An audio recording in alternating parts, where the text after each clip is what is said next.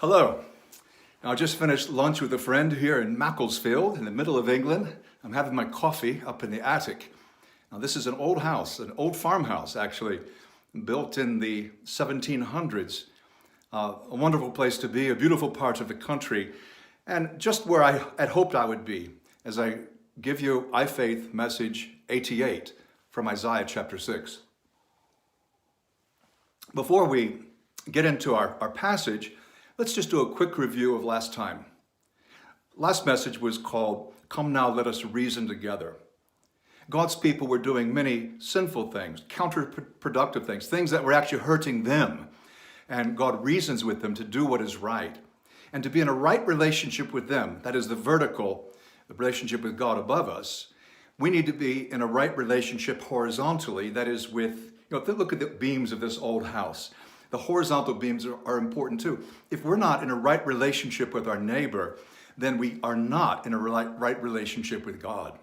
And that's not just something that Jesus taught in Matthew 25 or his brother taught in James 1. This is a consistent teaching of the prophets. We saw last time that Israel was in a very unclean state back in the 8th century BC. And what God is looking for, he wants us to be right with him.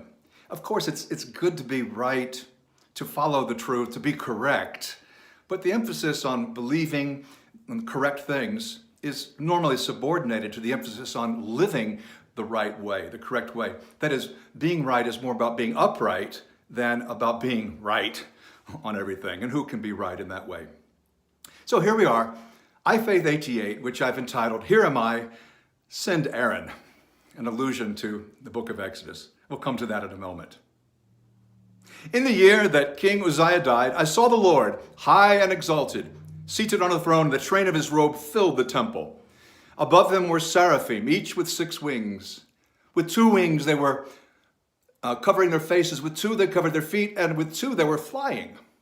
And they were calling to one another, Holy, holy, holy is the Lord God Almighty. The whole earth is full of his glory. At the sound of their voices, the doorposts and thresholds shook, and the temple was filled with smoke.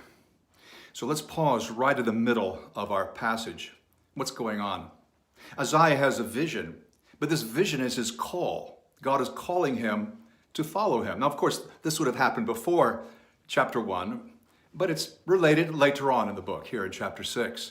It says it's the year that King Uzziah died. So we know probably in the year 740 BC. And we come across seraphim, winged, angelic beings who are flying, who are covering their feet and their faces. They seem to be modest, yet they worship God. And we have this 3 times holy, holy, holy, holy.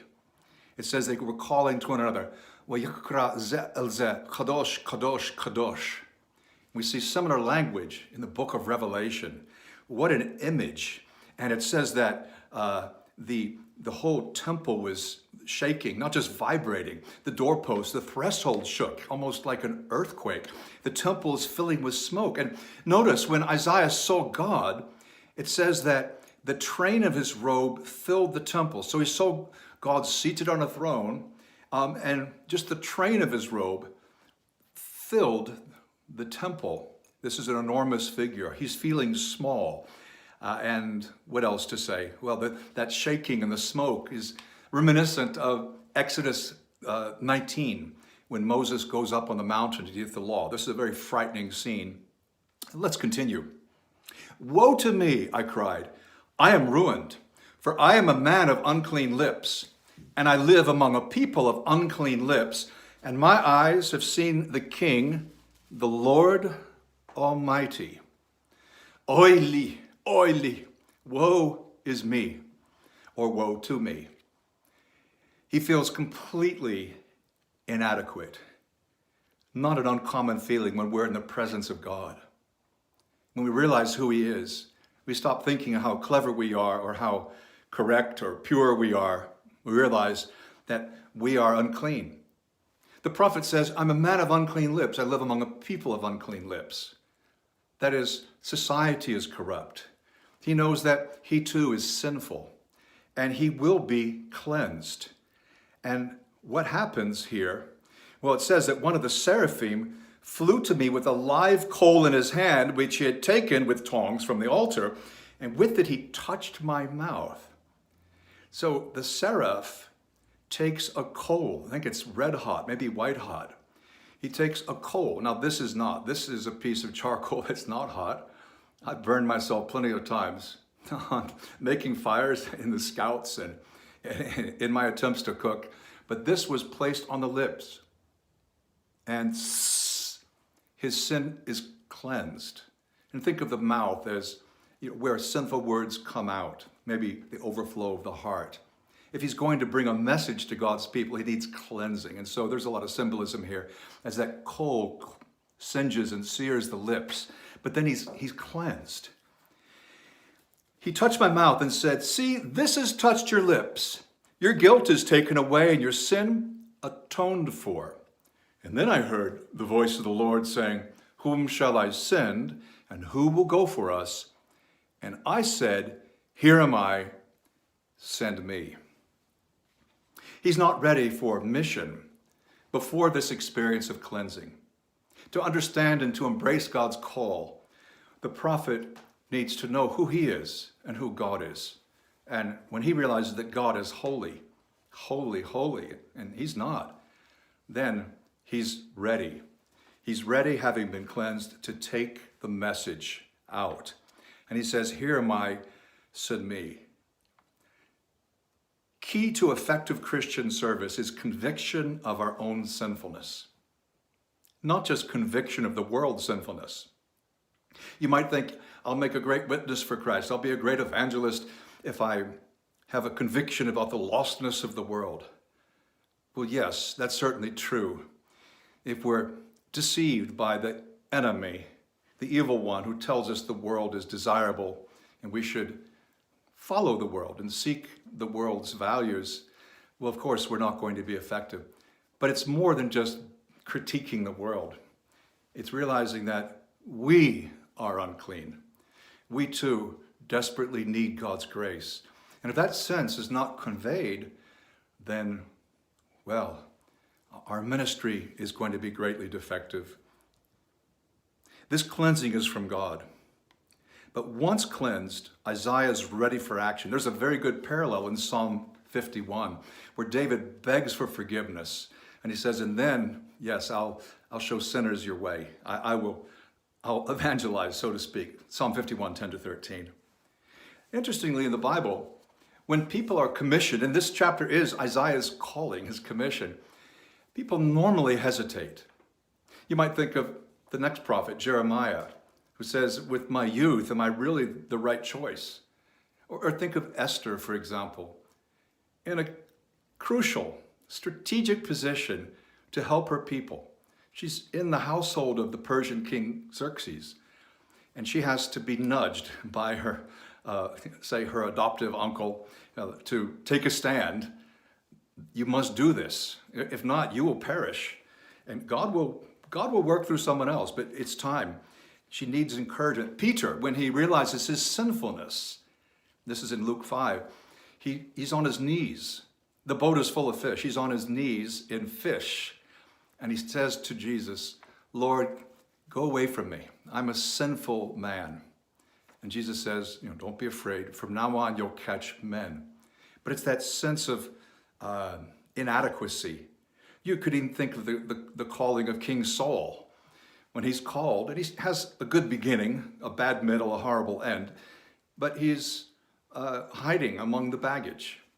All right, so often it's a very natural thing to hesitate, to doubt that God would really use us. Moses, for sure. In Exodus 3 and 4, he gives us a whole series of excuses. And eventually, he says, God, please send someone else. Send Aaron, my brother, he can do it. He's a better speaker than me. And maybe you've heard that phrase before. Here, my Lord, send Aaron. But this is not the way Isaiah responded, though it's the way we've responded, you and I, many times. Well, then the Lord says what the message is, and the prophet says, well, for how long? I can deliver the message for how long? And basically God says, until the bitter end.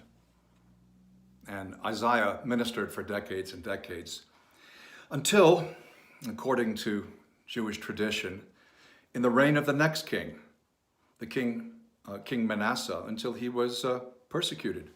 The king after Hezekiah, Isaiah was sawn in two with a wood saw. He paid a price for that. So for how long? And God says, well, until there's nothing left, so there's no one else to preach to. You don't back down. Well, what does this mean for you and me? This message of cleansing and mission. And this is not a talk on evangelism, though that's directly connected to the point. It's not a talk on becoming more outgoing, though that's okay. This is not a talk with any particular agenda except what we see here in the Bible. That if we identify with the prophet and we appreciate God's cleansing and we've truly been cleansed by him and our lips have been cleansed, then we're going to have a message. It will affect what we do, what we say. Think of the blind man who's healed in John 9. He is then sent to the pool of Siloam, which means sent. So it's that connection between cleansing and mission. When we realize we've been cleansed, that affects what we do, how we live, what we say. And if we've forgotten our cleansing, like in 2 Peter 1, then we stop growing.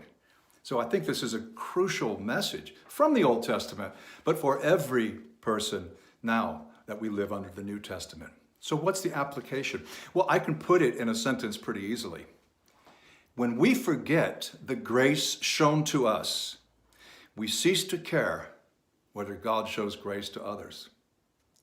If you're not reaching out to those who don't know Christ, if you've ceased to care, maybe you need a renewing of this kind of experience. You need that hot coal to be touched to your lips. You need to have a vision of God who's far bigger than you. And a humble response, saying, I'm here, I'm available, send me. What should I say? I'll say it. How long should I do it? Okay, I will not back off. I will do what you say, Lord. And when we appreciate God's grace, that's a powerful motivation. But when we forget, we simply stop caring whether God shows grace to others, like Jonah in Jonah 2 inside the fish. Please think about this. This is a serious point. And I have more to say, more to share from Isaiah.